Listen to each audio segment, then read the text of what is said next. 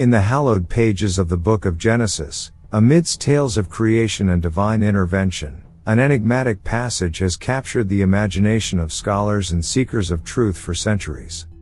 In various mythologies and stories outside the Bible, the Nephilim are often shown as powerful and partly divine beings. People believe they had exceptional physical and supernatural abilities and played roles like demigods, heroes, or even villains in these tales. In literature and fiction, writers have frequently written about Nephilim, giving them different personalities and traits. Some stories depict them as protective and good, while others make them into evil adversaries. For example, the Mortal Instruments series by Cassandra Clare creates a modern fantasy world with Nephilim characters. Authors have also placed them in dystopian or science fiction settings. In art and media, artists have shown the Nephilim in various ways. In older artworks from the Renaissance and Baroque periods, they were often portrayed as majestic and heroic figures. However, more recent art and media have taken a darker approach, showing them as ominous beings. In movies and TV shows, Nephilim characters can be angelic beings with superhuman powers or even terrifying creatures with supernatural abilities. But what does the Bible say? In Genesis 6:2 and 4, we encounter an intriguing narrative. The sons of God saw that the daughters of men were beautiful, and they took wives for themselves, whoever they chose. These beings, referred to as the sons of God, engaged in forbidden unions with human women, resulting in the birth of a peculiar race known as the Nephilim. But who were these sons of God, and what did the Nephilim signify? This mystical conundrum has puzzled theologians, scholars, and curious minds, leading to various interpretations that peel back the layers of this enigma. In this exploration, we embark on a journey to decipher the perplexing tale of the Nephilim. We will delve into the three primary interpretations surrounding their origins and the sons of God, drawing from biblical scriptures and historical context to illuminate this ancient mystery. Before we embark on our quest to unveil the truth behind the Nephilim, we must first acknowledge the diversity of interpretations that have emerged over time. Within the realm of biblical scholarship, three primary viewpoints have arisen, each shedding light on this cryptic passage in its own unique way. These interpretations are not mere conjecture but are built upon a foundation of rigorous examination of the original Hebrew text, linguistic nuances, and historical context. The first interpretation of Genesis 6:2 and 6-4 presents an intriguing story. It suggests that the sons of God were originally angelic beings who, in an act of rebellion against God's order, came down from the heavenly realms to earth. When they arrived on earth, these celestial beings took on human forms to disguise their angelic origins. While in human form, they engaged in forbidden relationships with mortal women, leading to the birth of a mysterious group known as the Nephilim.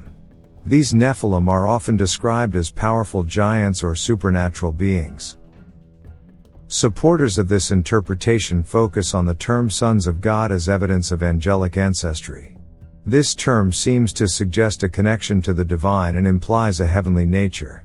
However, this interpretation faces some significant challenges and unresolved mysteries. Firstly, within the larger context of the Bible, there are no clear instances of angels getting married or having children.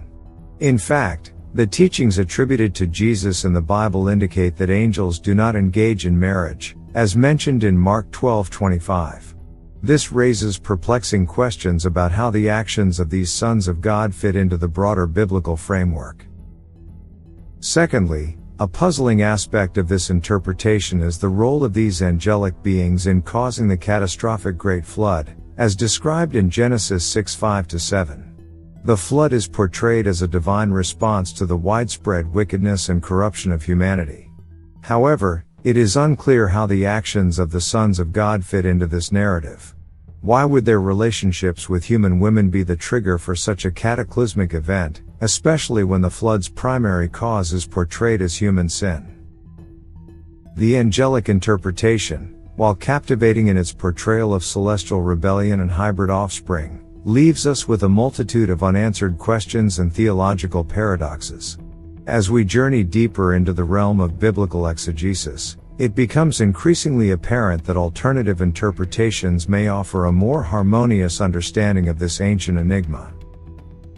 The second interpretation of the perplexing passage in Genesis 6:2 and 6-4 offers a distinct perspective, suggesting that the enigmatic sons of God were not celestial beings but rather the virtuous descendants of Seth. In contrast, the daughters of men are seen as the ungodly lineage of Cain's female descendants. According to this viewpoint, the primary sin in this narrative was the act of intermarriage between those who were righteous and those who were unrighteous. This interpretation attempts to ground the sons of God firmly in the realm of humanity, emphasizing the moral and ethical dimension of the story. However, it faces significant challenges that cast doubt on its validity. One major concern is the absence of precedent within the biblical text or ancient traditions for interpreting the phrase sons of God in this particular manner. The term sons of God typically denotes a divine or celestial connotation, making it difficult to accept a purely human interpretation.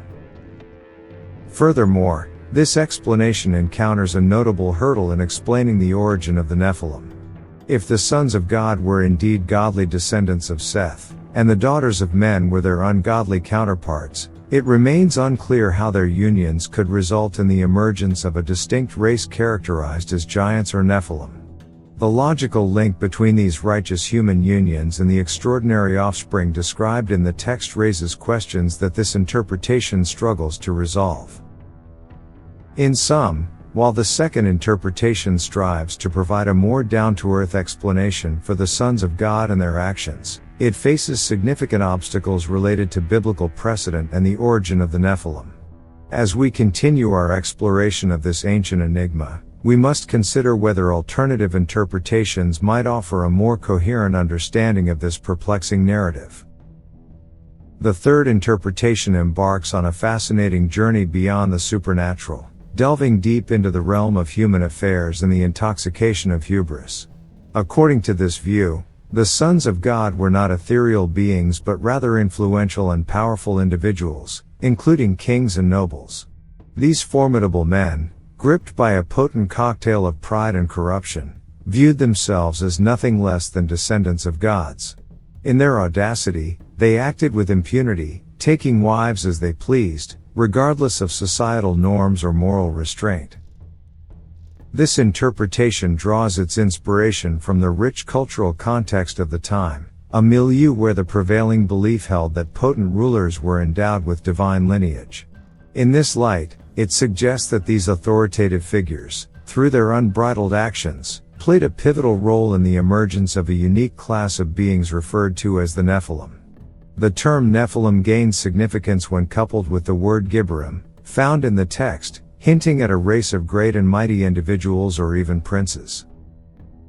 What makes this interpretation particularly intriguing is its seamless alignment with the overarching narrative of the Great Flood. In this narrative, God's judgment falls upon humanity due to its pervasive wickedness, reflecting a divine response to human transgressions.